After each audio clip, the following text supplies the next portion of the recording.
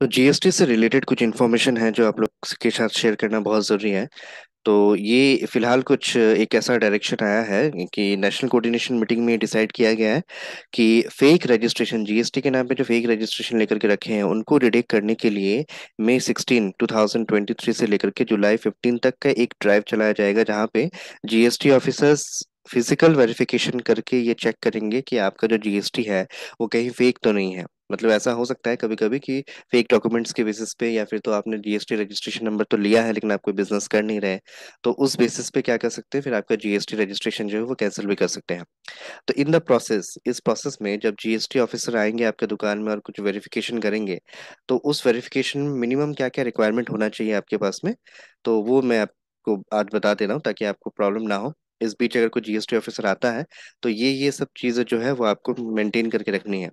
पहला चीज हो गया कि जीएसटी नंबर जो है आपका वो आपके डिस्प्ले बोर्ड, यानी कि दुकान का जो बोर्ड आप लगा करके रखे हैं आगे, उस डिस्प्ले बोर्ड में आपका जीएसटी नंबर भी लिखा हुआ होना चाहिए। आपका जो जीएसटी सर्टिफिकेट है,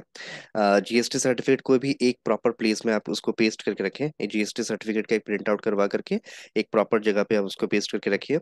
जिनके नाम पे जीएसटी रजिस्ट्रेशन लिया था आपने, उनका जो केवाईसी डॉक्यूमेंट है, सपोज पैन कार्ड हो गया, आधार कार्ड हो गया, और बिजनेस से रिलेटेड भी डॉक्यूमेंट है जैसे कि ट्रेड लाइसेंस हो गया, तो ये सब चीज़ आप रेडी रखें, एक जगह पे इसको प्रॉपरली रखें, क्योंकि अगर कहीं बाई चांस आ भी जाता है जीएसटी ऑफिस से तो आप उसको आराम से दिखा सके।